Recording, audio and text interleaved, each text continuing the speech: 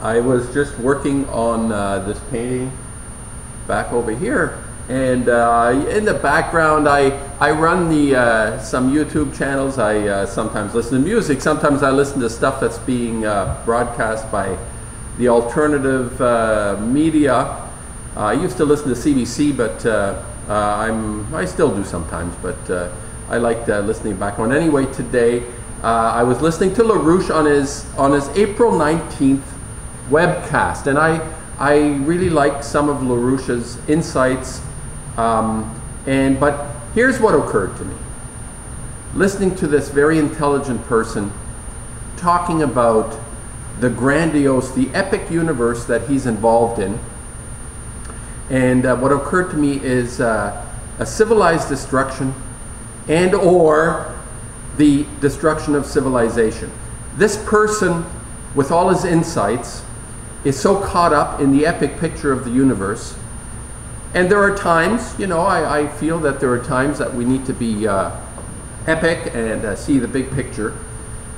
But I think maybe it's time. Is it possible? Is it possible that maybe civilization, whatever that might mean, should take a little break? Let's have a rest. Let's figure out how to step back for a minute, simplify, and not continuously, we're caught up in production. We need to have economies that are growing. What the hell does that mean? 1%, 2%, 10%, 100% growth. You know, it's like, let's take a break.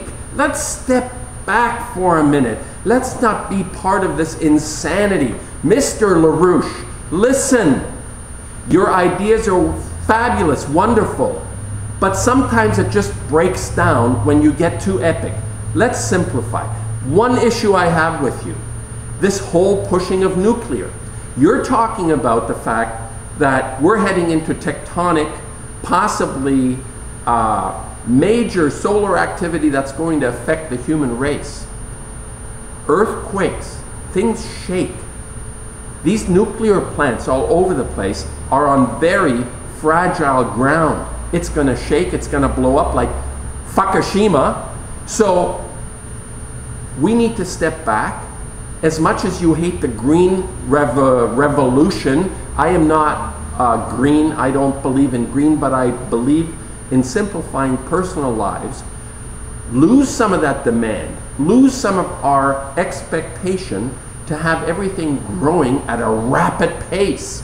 Let's slow it down for a minute. Let's regroup. Let's not have civilized destruction like the Brits practice. This is their great legacy. Their empire is civilized destruction. Ew, ew, shall we have some tea? Let us sip some tea and have some civilized destruction. Contrary, the US is involved in major destruction of civilization.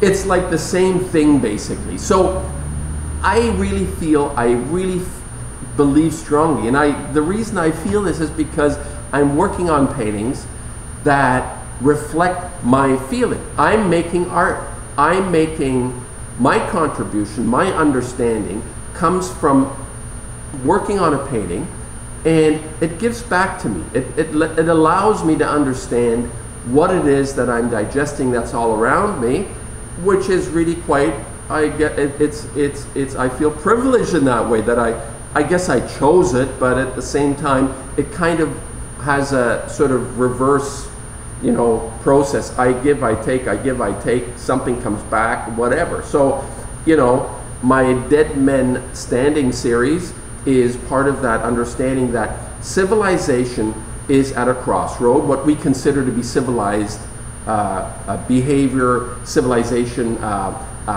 running water, heat, hydro, all those things, we don't need to give that up, but we need to step back and slow down with our high expectations. Let's slow down a little, reconsider things. Let's not go the LaRouche route of this sort of continuous growth madness. He's right. He's absolutely right. His Prognostications have been very good. He has understood, he has analyzed what's happening, but he hasn't understood the solution. He talks about the creative universe. Well, the creative universe are artists working and understanding and feeding back what's going on. Not an academic in a chair, whatever his analysis might be. By the way, I think he neglects all art after Beethoven. Beethoven was his big hero. I guess he goes with Bach and Mozart, and that's an easy choice. But how about looking at art and artists that are understanding the big picture? He likes to understand the big picture. Well, the big picture means get simpler, reduce, feel, become compassionate, not the cold fish he acts to be. Start feeling the compassion and the love for each other in a simple way. The railroad projects will come. The Nawapa thing he's talking about, the water, yes. We need to consider the bigger picture, but let's slow down, regroup, get back to the grassroots of intelligence and creativity. Follow up on the civilized destruction and destruction of civilization. I had another quick thought. This is what really scares me.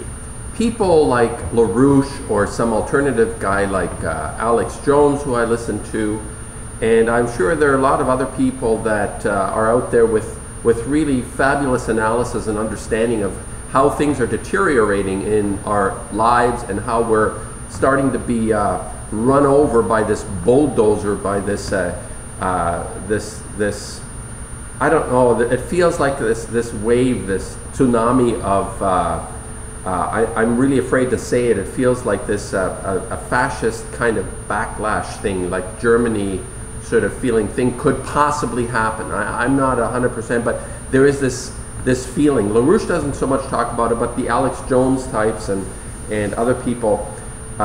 Here's my thought that, as a follow-up. You know, what scares me is that the people, if I imagine an Alex Jones or a LaRouche running things, they feel like bullies, like all the rest of them. This is something that I think we all have to be aware of, not to be bullied. Just because they have insight and understanding doesn't mean that they're capable of communicating or changing things in the way they need to be changed. Which brings me back to the point about simplifying and people taking responsibility for their own lives, meaning that yes, there are many people on the planet and we need to have an infrastructure that supports that, but each person has to take more responsibility toward governing themselves and helping each other, as opposed to the leading figures that come out. You know, LaRouche is arguing against Obama, and I 100%, I'm with him on this. Obama is a complete nightmare, probably going to go down in history as the worst president ever in the history, if there is a history to talk about in the future. This guy is going to be an absolute disaster. He's destroying. He is like the bull in the china shop. Nothing will be left standing if this guy has his way. And I believe what alternatives are, the way they're seeing him, Phil Berg, who's talking a lot about his birth issue that has never been answered. So is this guy an operative? You know, they're saying he's CIA. I don't know. Is he CIA? What's the connection there? Is the whole thing being run from the dark back room? But the point is that I was thinking that if the alternative guys come in, we're in just as big of a shit as we are now. We got to be aware of these people standing up as someone who has solutions, like a LaRouche guy. I think we're going to be in big trouble with a guy like that. We're going to have to smile and say yes. Personal responsibility is paramount, and the only way we can do that, forget the big picture, start sorting out our own individual lives. That's what I'm trying to do. That's how I'm approaching things. Let's take it from a personal responsibility perspective. Another quick follow-up. I listened to, before I post, I listened back and stuff, and then other things occurred to me. And I made a big presumption, and that is, I put forward that we're in trouble. Like, we're in the shit here. Planetary, country, state, cities, everywhere, people. It occurred to me, most people may actually not think that. Most people think, hey, ride the wave. It's like fantastic, ride the wave. Right out of the screen, ride the wave. Yeah, no, you'll never come back into the screen again if you think everything is okay. Just look around you. Things aren't working. The planet, run by this plutocracy, this disgusting group of people that get us into bigger trouble every day. Now, of course, we're looking at, kinetic actions.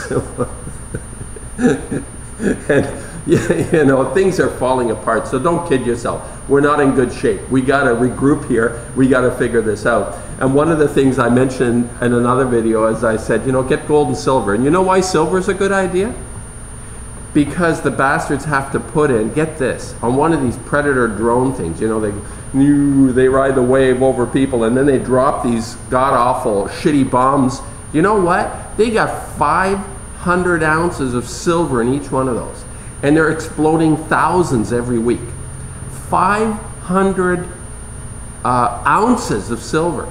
Get silver. Get yourself 5, 6, 10 ounces, 50 ounces, whatever you can afford. Get yourself silver, because if anything, these pricks are going to need your silver. And you don't have to sell it to them. Then they can't make those stupid things anymore, that kill people. Yeah. Things aren't going well. Look around, you got your Walmart, you got your stores, you got everything sort of functioning still. But if you extend yourself a little bit further, you'll see things aren't working. And people all over the planet are bucking it. They're saying, we don't want any more of this stuff. And they're being infiltrated, all that stuff. But essentially, people are understanding it's not working.